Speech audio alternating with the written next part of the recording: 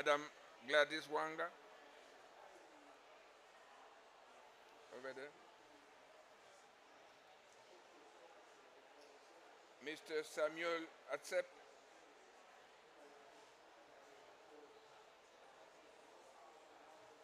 Mr. Mbu,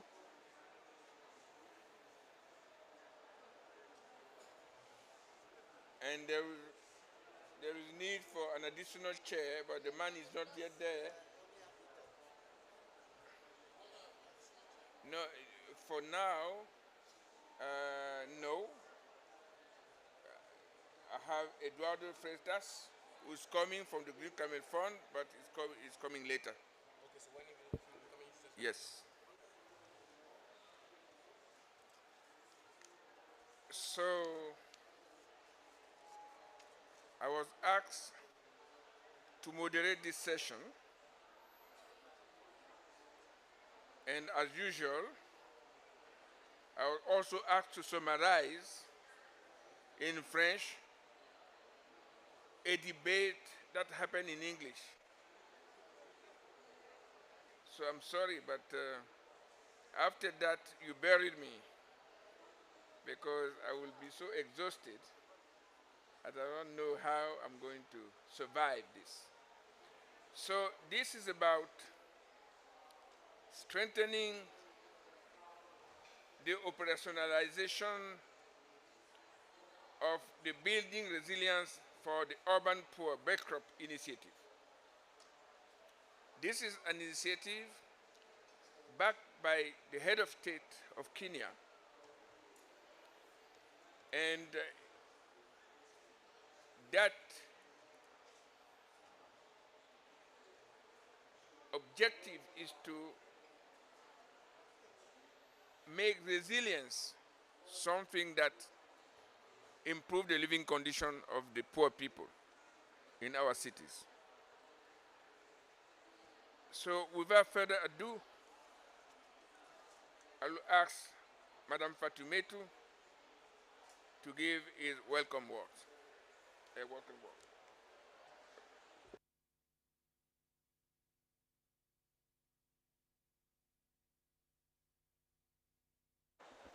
Oui, Bismillah ar-Rahman ar-Rahim.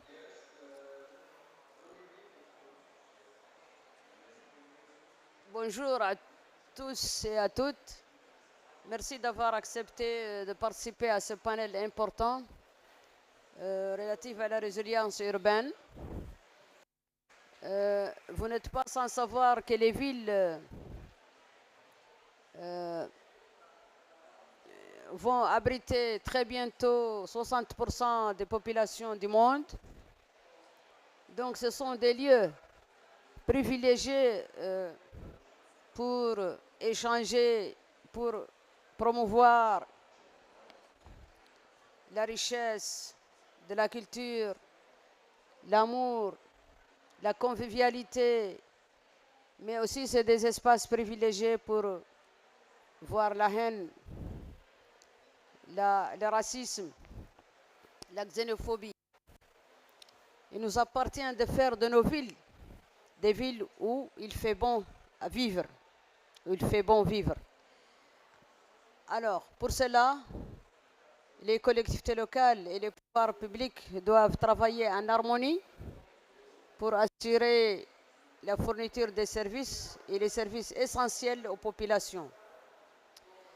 Si je prends l'exemple de Nouakchott, la Mauritanie ayant connu des années de sécheresse répétées, ça a occasionné ce qu'on appelle l'exode rural, donc l'afflux des populations du rural vers le centre urbain. Nouakchott était une destination privilégiée pour ces populations, ce qui a bouleversé le mode de vie de ces populations et a occasionné des bidonvilles aux environs du centre-ville. Vous savez, nous, en tant que gestionnaires de l'urbain, c'est un casse-tête pour nous quand une ville évolue de façon exponentielle et de façon horizontale, parce que nous avons des problèmes en termes de fourniture de services. Donc nous avons été, il y a une pression telle que nous avons été dépassés par la planification urbaine. Nous n'avons pas pu maîtriser la planification urbaine. Et étant donné que Nouakchott est une ville vulnérable, classée parmi les 5 villes les plus vulnérables du monde, ça a été aussi un grand problème. Les pouvoirs publics ont pris la décision de restructurer ces quartiers, donc en faisant une restructuration parfois in situ et parfois en recasement en dehors de la ville, c'est-à-dire vers la périphérie, où on a créé des quartiers, des nouveaux quartiers. Carrément des nouveaux quartiers. Donc plus de 114 000 familles ont bénéficié de l'eau de terrain, mais sans pour autant qu'il y ait tous les réseaux dans ces quartiers-là, notamment l'eau, les routes, l'électricité. Et ça pose problème, ça pose un grand problème. Donc, la résilience de ces populations est à construire carrément. Nous ne pouvons pas le faire tout seul en tant que collectivité locale, nous devons être accompagnés pour pouvoir y arriver. Et donc, c'est un casse-tête pour nous en tant que gestionnaire de l'urbain, en tant que gestionnaire de services de proximité, parce que ça pose énormément de problèmes. Et nous sommes interpellés tous les jours. Nous sommes interpellés à longueur de journée à cause de ça.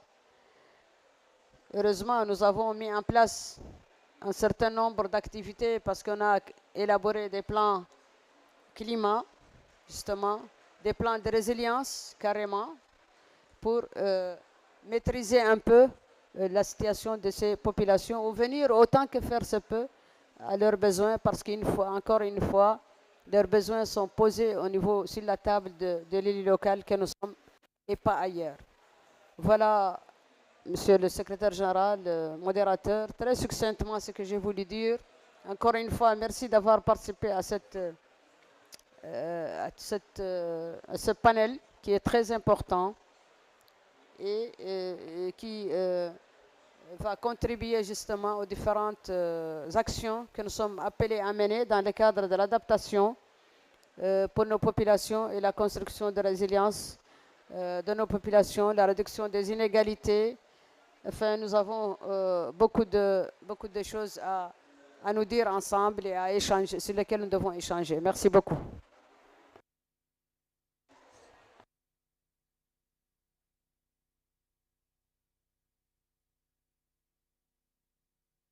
To say it in French, in English, sorry. So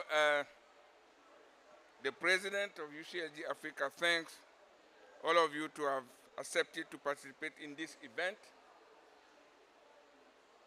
She said that soon city will be home to 60% of the population of the world. There are spaces of love and spaces of hate. There are spaces of oneness and spaces of conflict.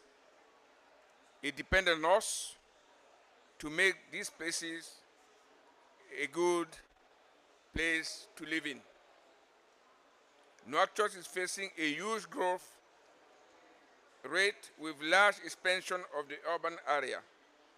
We could not plan the city properly to the extent that Nouakchott is among the 5 cities most vulnerable in the world. We had to have a rescue plan by providing land to people, but this land was not equipped. The provision of basic services are not at the level of the expectation of the people. We therefore designed a resilient plan, but this is not funded. So we expect that the climate adaptation plan will evolve this capacity to help poor people to access to basic services. Thank you. I call on Charles Konyango, stepping in for His Excellency Zakaria Njeru, Cabinet Secretary for Land, Housing, Urban Development, and Public Works of Kenya.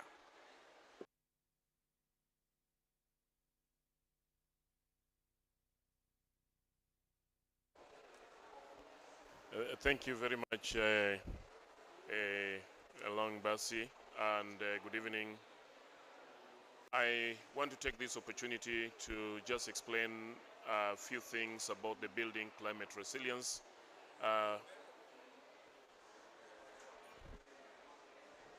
So I'll take this opportunity to explain just a few things about the building of the climate resilience for the urban poor, which is one of the 41 initiatives that were launched in New York in 2019 during the Climate Action Summit.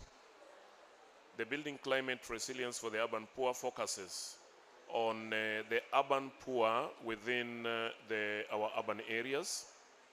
We are all aware that urbanization is on the increase, with a bigger percentage of our population now moving from the rural to urban areas. And this is through, one, migration, and two, through natural increase. What happens is that about 48.5% by the year 2021, statistics indicate that 43.8% rather of the people that were resident in our urban areas were living in informal settlements and fell within the poor category. By the year 2050, this is projected to rise to 68%. No doubt, we are on the verge of trying to ensure that we mitigate the effects and bring down the population that is resident within these poor areas. But for now, the level of vulnerability is quite high and is going to be on the increase. On the increase because African nations are actually increasing more in terms of population that is moving to our cities more than anywhere else in the world, followed by Asia. Now, when you look at the population that is moving to the urban areas, this is the population that has not developed their skills to be able to live in the urban areas. They're moving to informal settlements where the African nations do not have adequate funding to be able to prepare those areas for their livelihoods. So the level of vulnerability in terms of livelihoods, in terms of habitat, in terms of housing is quite high. For example, when it floods, I'll take a case of Nairobi. When it floods in Nairobi, 60% of our children cannot be able to access schools. And we have 38% of people are unable to access health facilities. And the same number or the same percentage are unable to access areas of employment. What it means, therefore, is that they comes to a standstill because of the higher level of population. What it means, therefore, is that the building climate resilience for the urban poor has to focus on 5 key areas. One of those areas is on livelihoods development, is on mapping and delineation of the level of vulnerability and areas of our cities that are vulnerable.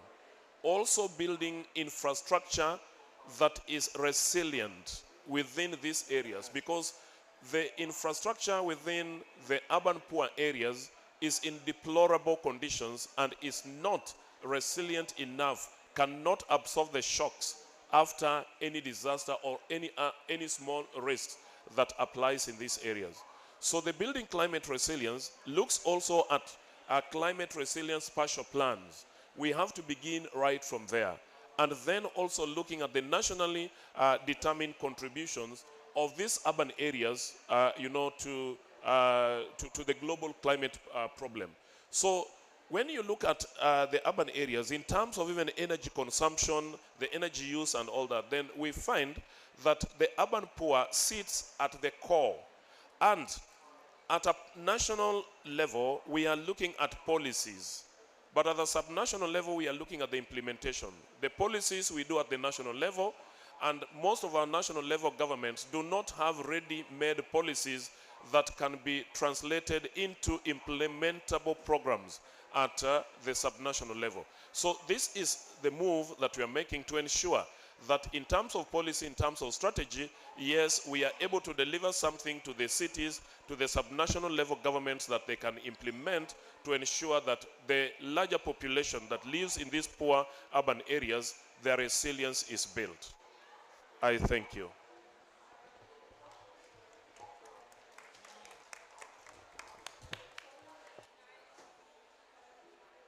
Monsieur Konyango a dit que l'initiative pour la résilience des villes pour la population pauvre figure parmi les 21 initiatives adoptées lors du sommet du climat en 2019. Cette initiative se justifie par le fait que 43,8% de la population vit dans le secteur informel et que à l'horizon 2050, ils seront 68%. Ce qui est frappant, c'est le niveau de vulnérabilité de ces quartiers et on voit que ce niveau de vulnérabilité augmente au fur et à mesure que la population augmente. Par exemple, lorsqu'il y a des inondations à Nairobi, 68% des élèves du secteur pauvre ne vont pas à l'école. Et les travailleurs de ces quartiers ne vont pas au travail non plus. La ville est en quelque sorte arrêtée. C'est pour ça que cette initiative veut d'abord cartographier les vulnérabilités. Ensuite, construire des infrastructures, des équipements résilients au sens de la prise en compte des contraintes climatiques. Ensuite, faire une planification spatiale sensible à la problématique du climat. Et finalement, faire en sorte que les politiques nationales puissent être mises en œuvre au niveau des collectivités territoriales.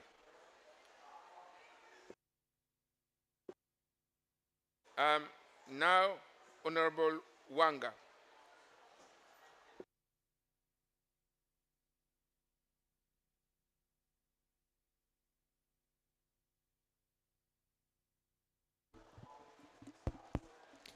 Thank you. Oh, sorry. Thank you very much to our indefatigable moderator, Mr. Longbasi. My fellow panelists, I'm very, very pleased to be part of this discussion today, and allow me to appreciate the organizers of this side event for this very, very useful discussion. Let me thank UCLG Africa, who have taken a bold step in mobilizing county governments and local authorities across the African continent, including international organizations with a mandate to extend financial support for both mitigation and adaptation against the climate change impacts. As governor for Homa Bay, I'd like to demonstrate that climate change effects are greatly felt at the subnational or local level. For instance, the effect of the changing weather patterns and occurrences, both in frequencies and intensities, are most felt by local people, resident in local settings, which calls for concerted efforts to alleviate their suffering at the local level by the local leadership. Some of the concerns we deal with include the effects of and the impact of rising inland water levels. Homa Bay County, as I've said on many occasions at this forum, has 80% of Lake Victoria. And in 2019, we had a serious rising of the lake that resulted in serious effect for the people living along Lake Victoria. It rose to 13.42 meters, and the last time the lake rose was in 1964 when it rose to 13.41 meters. In those 40 years, people occupied those lands. They stayed along the lake, they farmed along the lake, and when the waters rose, their houses went, their farmlands went. And because of the lack of local capacity, we haven't been able to even quantify just how much loss in terms of farmlands and businesses that this had. But we estimate that this loss runs into hundreds of millions of dollars. So for BCRUP, our view is we must move to action. Even if we start small, even if we start by crawling, let's move to action. Let's move from the talk. Let's move from discussing it. Let's start it. Let's evaluate what we have after we start, and let's scale up after moving, to action. So we are ready to strengthen and stabilize the urban governance structures and systems at subnational level, as this is clearly our mandate, and this is the surest way to entrench and upscale the implementation of flagship initiatives and projects, particularly such as the BCRUP initiative, with an aim to building resilience and enhancing the adaptive capacity of both institutions and the people.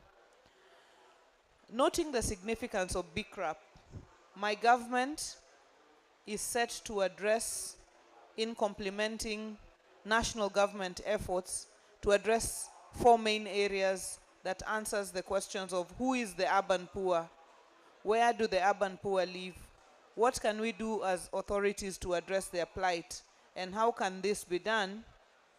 How can this be done to enable the urban poor recover from shocks and stresses? In Homa Bay, we have 5 dominant urban areas, which are municipalities, and these are the areas we are looking at selecting as pilot areas for climate risk assessment and vulnerability assessment to guide our interventions.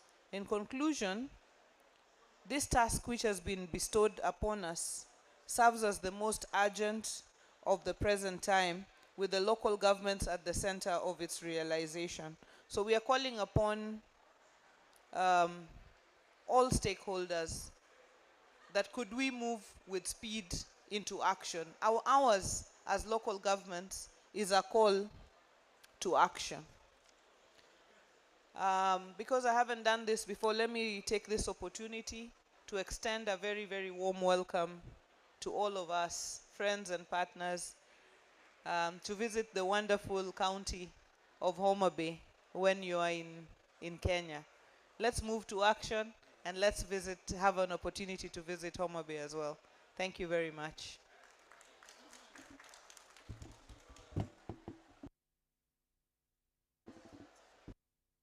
Le gouverneur de Homa Bay a dit qu'elle est heureuse d'être parmi vous ici et elle remercie CJU Afrique d'avoir invité les leaders des collectivités territoriales à assister à la COP27. Elle dit que le comté de Homa Bay représente 60% du littoral de lac Victoria au Kenya. Et lorsque le lac Victoria a augmenté de niveau, les pertes de Homa Bay ont été estimées à des centaines de millions de dollars. Elle appelle à l'action et elle dit d'arrêter de continuer à parler de l'action. Et elle dit que l'initiative BCRUP est pour elle un moyen de mettre en œuvre les projets d'adaptation. Et donc, elle réitère cet appel à l'action et souhaite que tous ceux qui sont dans cette salle viennent à Homa Bay pour venir voir ce que c'est que cette merveilleuse ville. Merci.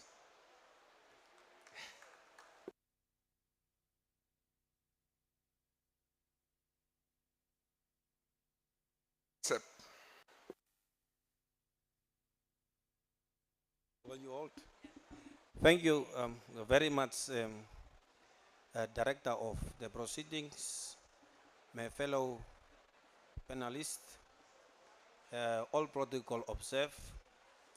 I want to stress that we are addressing a very emotional and very important topic, that of people that is deprived due to circumstances and are living in areas called informal settlement.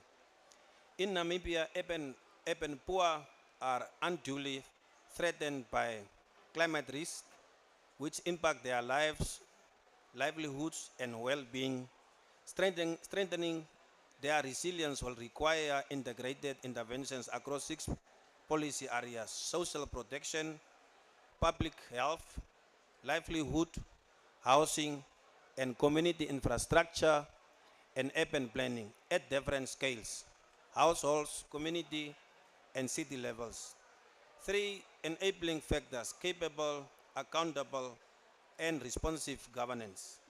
Climate and urban data and climate and urban finance need to be put in place to ensure that poor climate resilient solutions promote transformational change to address the underlying drivers of vulnerability. The population of Africa cities is growing rapidly, but as poor people force into cities characterized by limited, weak, and often under-resourced infrastructure, they are increasingly relegated to marginal, inequitable, equitably serviced informal settlements and low-cost housing areas, leaving them vulnerable and numerous livelihood, health, and security risks. The impact of disasters, conflict, and climate change is most severe for poor households, especially groups such as poor and unemployed women and children, as they have the least access to resources to mitigate and recover from disasters. Disaster undo progress in achieving developmental goals such as gains in education, healthcare, and economic progress, and prevent vulnerable women, men, children from being able to claim their rights to basic needs such as food, shelter, work, and health care. They also erode individual households' resources, undermining livelihoods and individualhoods and the realization of human rights, which in turn increase vulnerability to disasters of all magnitude. Climate change is compounding existing risks and creating new ones, placing additional pressure on urban poor.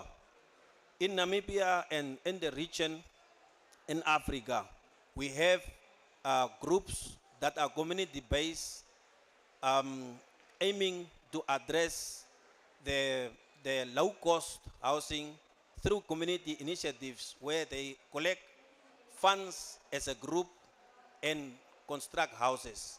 However, the challenge is so big that due to the fact that these community members are desperate, when they decided to settle, in many cases, they bypass the municipality of the local authorities and settle themselves. By doing that, they sometimes settle in riverbeds, and 5 of our regions out of 14 are prone to floods. And when the rain comes, municipality and the authorities has to relocate these residents, and that is a costly exercise. By ending, I want to say that it is important that the central government, the donors, and the private sector really partner with local authorities to address the increasing informal settlement, housing, bedlock, in order to avail money, technical skills, so that these community members can have a decent houses where they call a home. Thank you.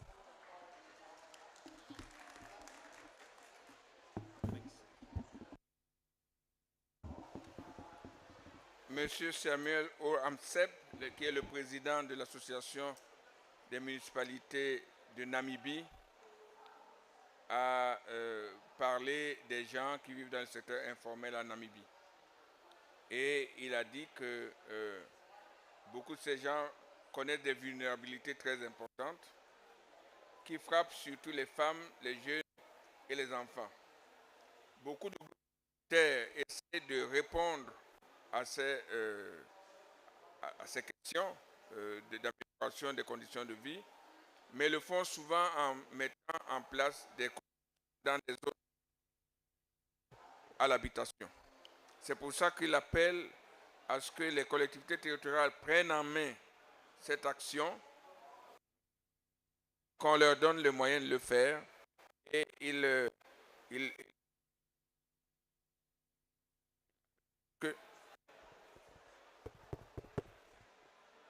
appelle à ce que les partenaires, les gouvernements travaillent avec les collectivités territoriales pour qu'on ne laisse pas les communautés seules devant un problème qui les dépasse.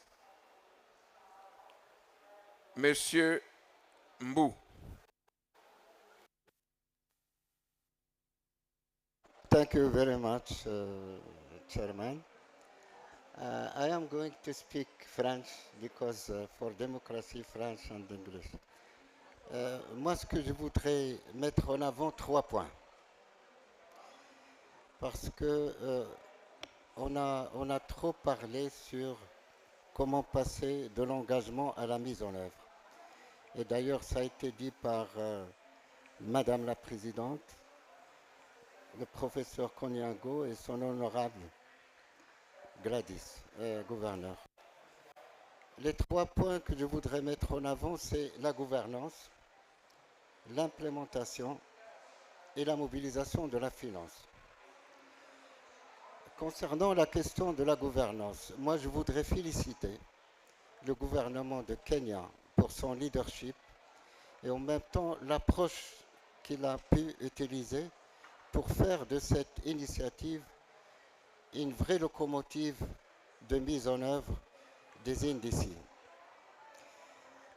Pourquoi la gouvernance a été une action très forte vis-à-vis de leadership? Parce que c'est la première fois où l'initiative a mis en avant des collectivités locales pour sa mise en œuvre. Et le partenariat que nous avons fait, CGUL Afrique et le gouvernement de Kenya, quant à la mise en œuvre, en est la preuve. D'ailleurs, cette gouvernance, elle est en ligne avec les priorités que le champion de la COP 27 a mis en avant. Ces priorités, il faut privilégier l'approche holistique et l'approche territoriale.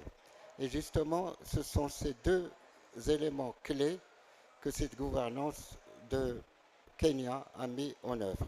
Et nous sommes extrêmement ravis de travailler la main dans cette gouvernance multiniveau parce qu'elle est en train également d'opérationnaliser la gouvernance multiniveau.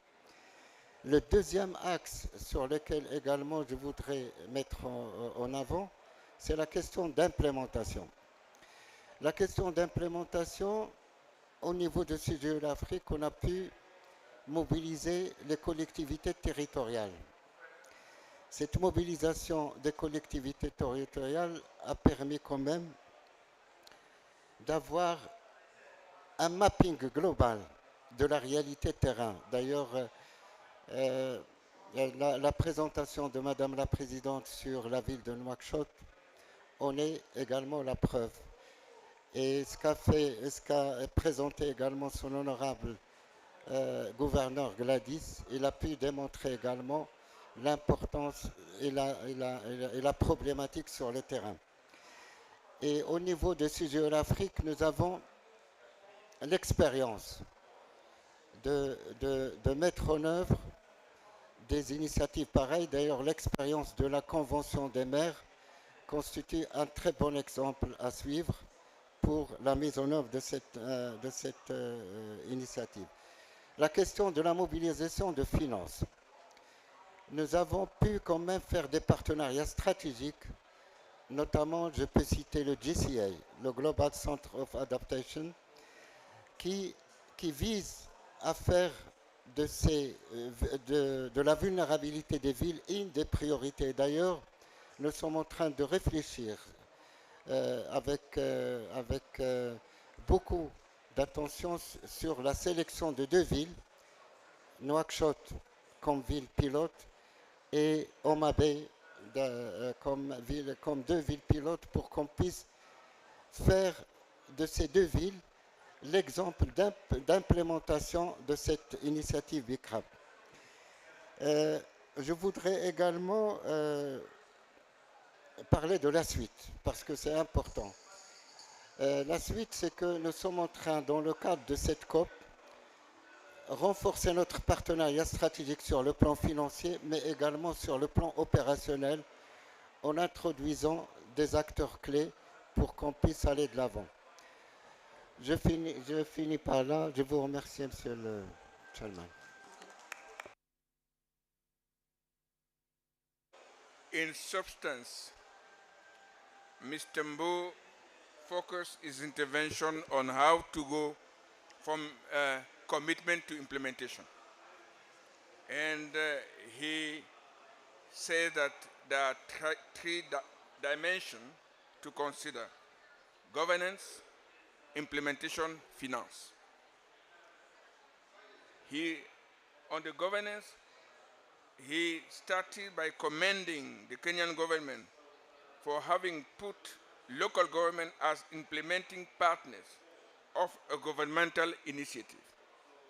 The focus on holistic and territorial approach and multi-level approach is much appreciated.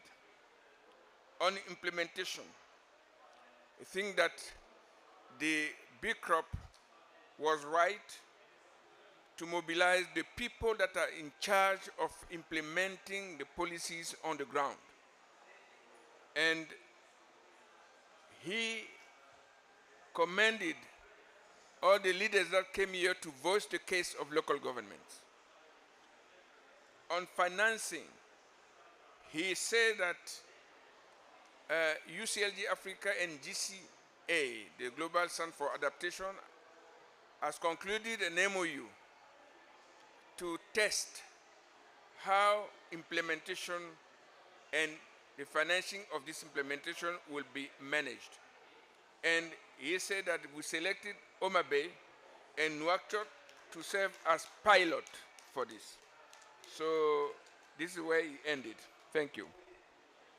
We have the privilege to have Mr. Eduardo Freitas from the Green Climate Fund. When we talk money, he's here. Mr. Freitas, you have the floor.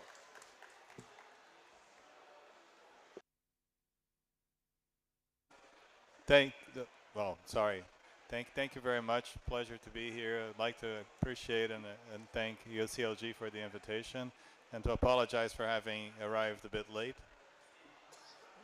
Maybe I'll pull. Oh, no. We can pull the tape.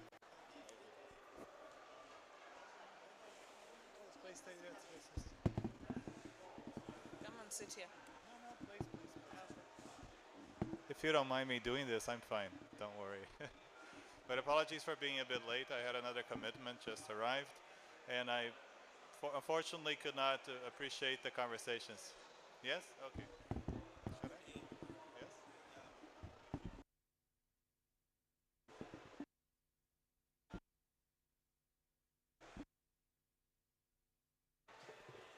Thank you. I guess this is working. Thank you very much. Apologies for being late, and pleasure to be with you. Thank you, UCLG, for the invitation to join today. I missed the first half. I'm not sure if I should speak a little bit about the GCF right away, or just, I don't want to break the sequence of the event. Would it be the right time to speak about how we've been thinking about local governments? Can I jump straight into that? And I promise I won't be too long. We've been working with the UCLG on strengthening the capacity of local governments to, is it working? Yes, right? Strengthening the capacity of local governments to help develop a strong climate change agenda. We do understand that it is in the local communities, local governments, ideas, many of the ideas arise. But great example here in Egypt with the coastal protection, coastal zone protection project that received investment of the GCF by utilizing technology of the communities that was improved with engineering, but the solution was brought by speaking with the communities on the ground. But there's a lot of policy, a lot of ideas, a lot of technologies that we can develop through the local governments, and we at the GCF do encourage country ownership above any other thing on all of our investments. The GCF has a specific but very different, well, not different, but our operation seems like this is breaking off right every now and then. The GCF's operation modalities require from the fund to speak with the national focal point. So all of the trajectory, if I might put it that way, of the investments is communicated to the GCF by a national focal person, but this national focal point is not a gatekeeper. This national focal point is expected to consult with national stakeholders, including subnational governments, to define what type of investment the fund should bring to the country. So I'll stop here, just recognizing that this event, these conversations are of great interest to us. We have in CLU a partner that's developing readiness support. I can speak more to that in a minute too. But I don't want to disrupt the flow too much. I'll make a quick stop here and maybe take questions, or I don't know what the next step could be. Again, apologies for coming late. I guess I disrupted this a little bit.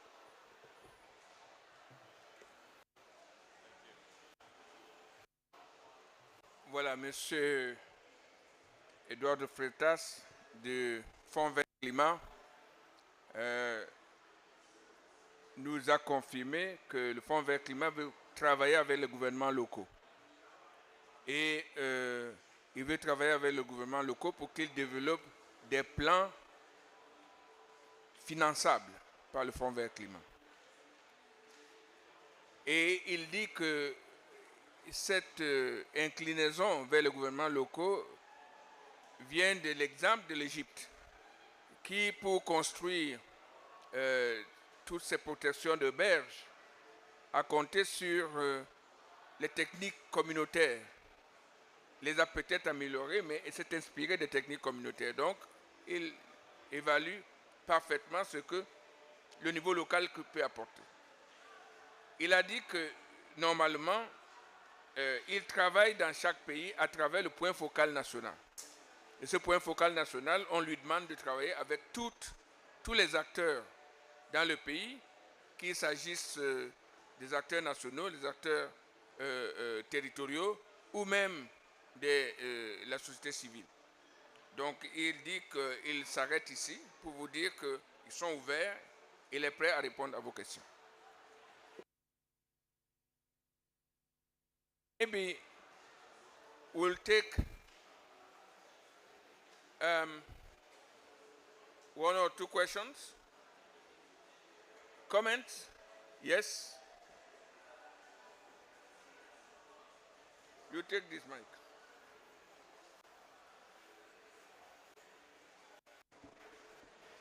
Thank you very much, Mr. Moderator, and thank you very much for the presentation. My name is Vincent Kitsio. I am from UN Habitat.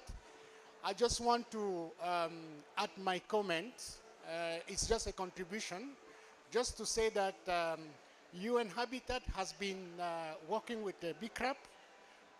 In fact, considering that climate change is happening more in cities, and 60% of the population that are living in city are more vulnerable to climate change, what we have been trying to do is actually trying to see how to mobilize resources so that we can implement activities that will build the resilience of the poor in cities.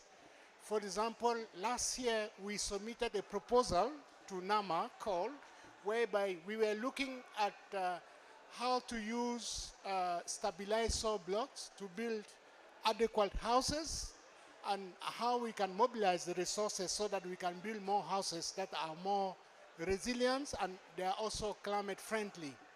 And this year, unfortunately, we are not so fortunate, but this year we received some resources from the Italian cooperation that are gearing towards building a waste-to-energy plant in Nairobi.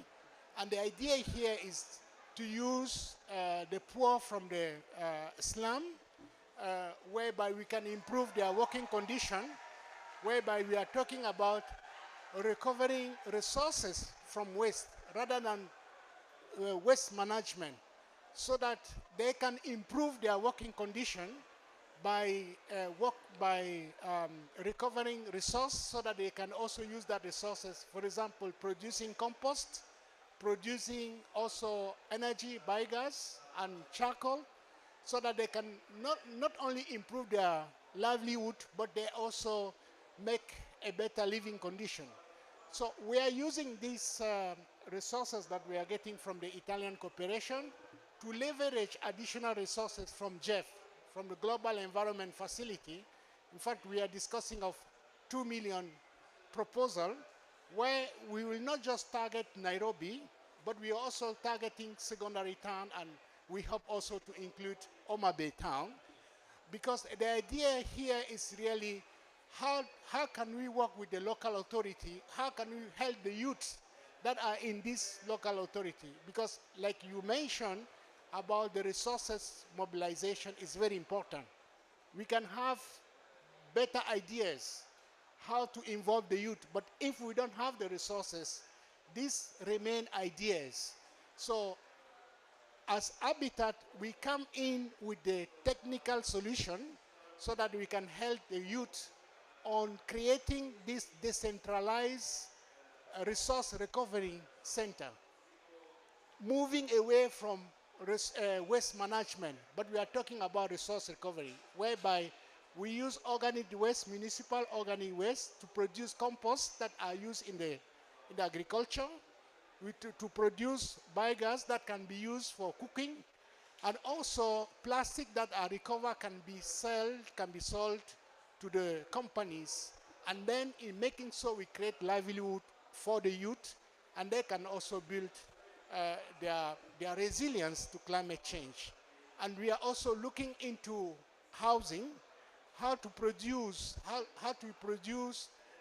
carbon neutral building material for the construction, so that the youth are not just vulnerable, but they are being used as part of the solution to climate change. I just wanted to focus on this approach that is not just a call for action, but it's actually presenting how do we move from ideas to concretizing.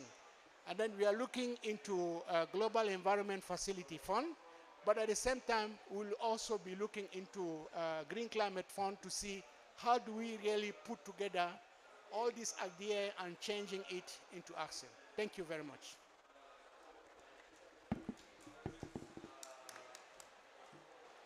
Je voudrais traduire ce qu'il a dit, M. Kikyo, qui travaille pour ONU Habitat. Il dit qu'ONU Habitat participe à BCRUP, et il participe à BCRUP de 3 manières. D'abord,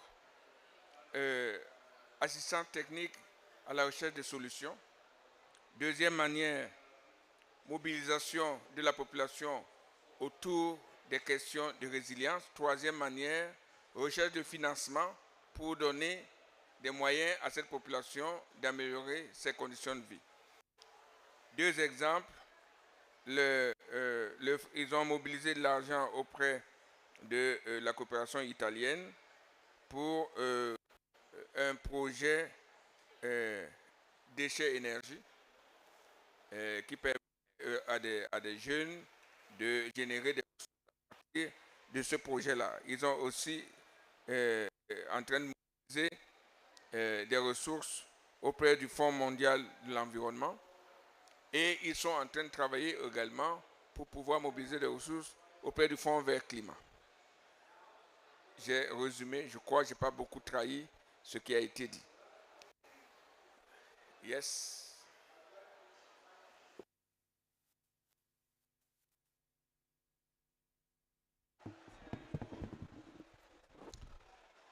Merci beaucoup.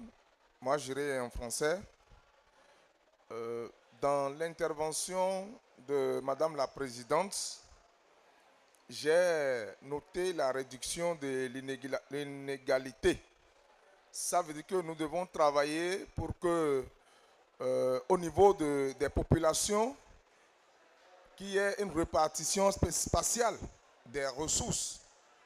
Et je voudrais véritablement encourager ce fait parce que c'est partant de là que nous sommes sûrs, par exemple, d'éviter l'extrémisme violent.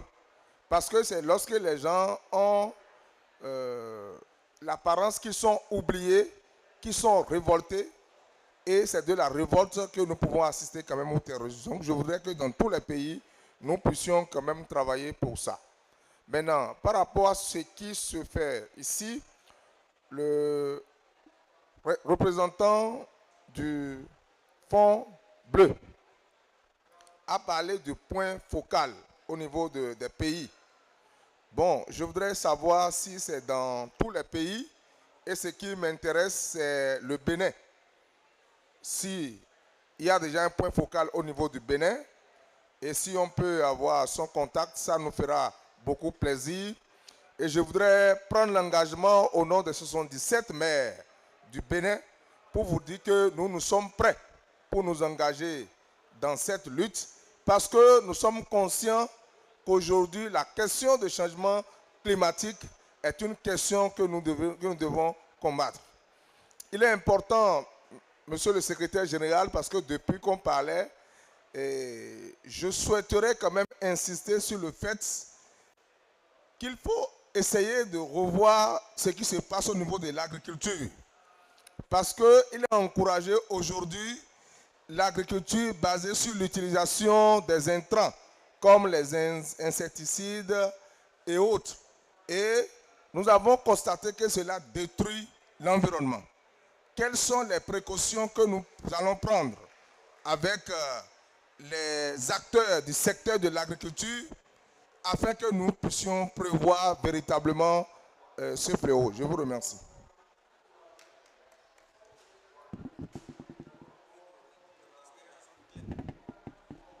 Pobe, the mayor of Pobe, said that the president mentioned inequalities in Nouakchott, the fight against inequalities. And they said there is a dimension for inequality that we should care about, is the special distribution of public resources in a city.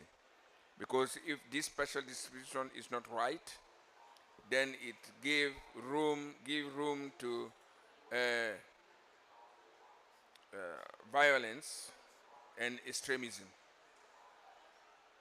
For the directed to the Green Climate Fund, he asked whether the representative know about the focal point in Benin, how it can exit this focal point, and then he asked a question on agriculture, how to avoid an agriculture that destroys the environment.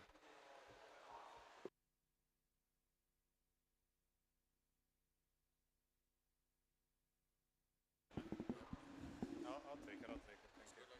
Oui, c'est bon. Je vais répondre en français. Merci pour la question, monsieur. Donc oui, chaque pays a son propre point focal. Au Bénin, le point focal, je suis désolé, ce n'est pas les pays que je gère, donc je vais juste vous donner tout de suite le nom. En anglais, il s'appelle le Ministère of Living Environment and Sustainable Development. Développement durable, voilà. C'est le monsieur. Ici, vous pouvez trouver toutes les coordonnées des points focaux sur le site web du GCF. Vous avez aussi le Fonds national pour l'environnement, comme institution qui a été accréditée pour recevoir des fonds du GCF. Donc, le Bénin est l'un des pays qui a déjà une institution nationale qui peut proposer des idées pour financement du GCF, du Fonds vert pour le climat. Côté agriculture, bon, oui, c'est ce que nous proposons. Ce sont nous avons aujourd'hui au GCF, nous avons proposé, c'est ce qu'on appelle des guides sectoriels qui essayent de partager avec tous nos partenaires quels sont les axes, les voies de changement de paradigme que nous voyons importantes dans chaque secteur. Et si vous cherchez dans notre website aussi, vous verrez ces axes, ces voies de développement pour l'agriculture aussi. Il y a un document. Malheureusement, je pense qu'il n'est qu'en anglais aujourd'hui, je peux vérifier, mais qui vous propose aussi comment avancer, comment nous voyons aussi l'agriculture se développer dans les prochaines décennies. Mais ce sont des idées à partager avec les partenaires. Comme on disait tout à l'heure, la connaissance est aussi au niveau local. Donc le GCF a un regard global parce que nous sommes basés en Corée du Sud, nous travaillons avec 147 pays, mais nous proposons des idées que nous pensons pourraient être utiles pour discussion dans tous les pays, la majorité des pays. Après, le contexte du Bénin va exiger des réponses adéquates au contexte du Bénin. Merci. Kaka, can you do it? It's summarized in English, please. Oh, okay. Then I'll translate. Thank you. So yes, each country has its own focal point.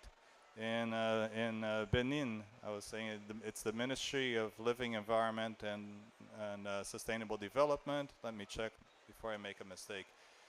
The information, the coordinates are all available on the website for each country, for each developing country. If you search the website, it's not too difficult to find. We have a country profile page, country by country, that'll give you all the coordinates as well as the projects that we finance in that country, the accredited entities. Donc, vous allez trouver dans ces pages aussi les projets que nous avons déjà financés au Bénin. And they have also one national institution already accredited that can present projects to the GCF and receive their our resources. I was explaining also that in terms of agriculture and other sectors, the GCF has published what we call sector guidance. These sector guides, better yet. These sector guides try to share with all of our partners what are the paradigm shifting pathways that we believe can make a difference globally. So in you will find, if you search the website, one for agriculture that propose, for instance, reconfiguring food systems as one important axis of development. But then every country has its own national context. So the solutions for Benin have to be adjusted or thought together with the stakeholders, the country of Benin. Right, so those are sector guides that just propose general ideas that we believe are globally important, but then we have to work with the local stakeholders as well. Thank you.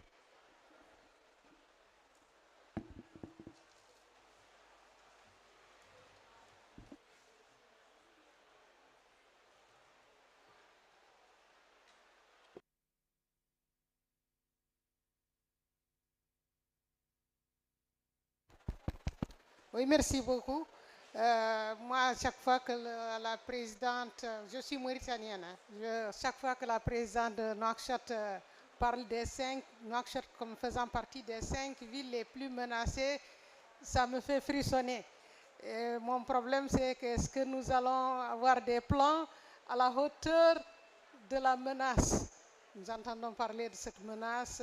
Bon, est-ce qu'il y a des plans à ce niveau? Vous avez parlé du fait que Nouakchott va être la ville pilote dans cette expérimentation que vous allez faire. Est-ce qu'on peut avoir des éléments plus précis de ce qui va être entrepris? Merci.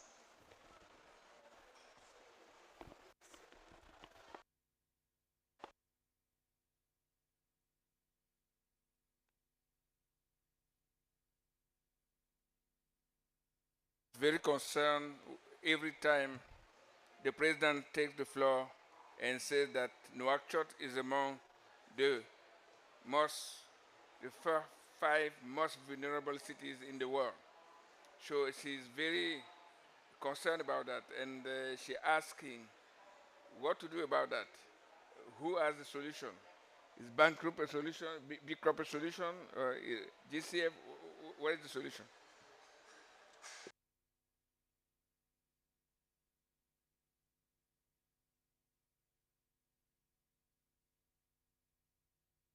Merci pour cette question très importante. Effectivement, nous avons plusieurs voies pour aider les différentes villes et en particulier la ville de Nouakchott. Pourquoi la ville de Nouakchott? Parce que c'est une ville qui est recensée parmi les villes les plus vulnérables au niveau mondial. Et pour ce faire, nous avons tout le partenariat financier que nous sommes en train de faire, nous avons mis les priorités sur les villes vulnérables parce que c'est la vulnérabilité qui guide l'action climatique. Et dans ce cadre-là, dans le Global Centre d'adaptation, nous allons faire une chose très simple, c'est que nous allons essayer de préciser davantage les risques de vulnérabilité de la ville de Nouakchott et donner à cette évaluation de la vulnérabilité une dimension de projets qui peuvent être visibles vis-à-vis des bailleurs de fonds. Parce que le problème, comme ça a été dit auparavant, il ne s'agit pas d'avoir des idées, mais il faut avoir des projets. Et justement, nous, dans une première phase, c'est de voir dans quelle mesure on peut transformer cette vulnérabilité en un projet concret qui peut être vu par les radars des bailleurs de fonds. 1. 2. Avec le fonds vert climat. Avec le fonds vert climat, nous sommes en train de travailler avec le gouvernement kenyan, de mettre en place un programme readiness, un programme de préparation des collectivités territoriales. Et ce programme, il vise deux choses. Il vise à ce qu'on puisse renforcer le cadre opérationnel des collectivités territoriales, mais également d'identifier des projets concrets qu'on pourrait soumettre au financement. C'est quoi ces projets? Parce que dans le Fonds vert climat, il y a plusieurs instruments. Il y a l'instrument de readiness, il y a l'instrument de PPF, l'instrument de SAP, c'est-à-dire des procédures simplifiées. Et on va essayer d'utiliser les procédures simplifiées pour justement faire face à cette urgence qui est là. Merci.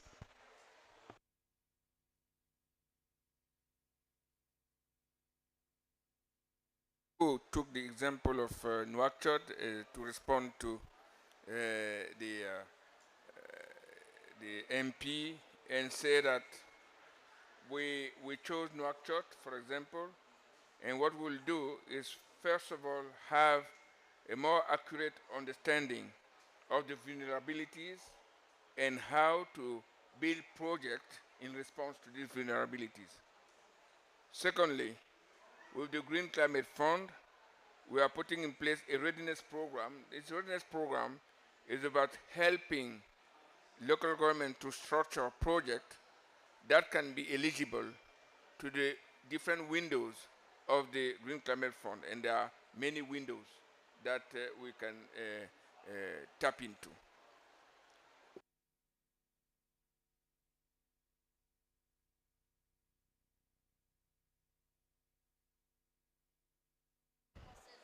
Over remarks, but let me thank the panelists.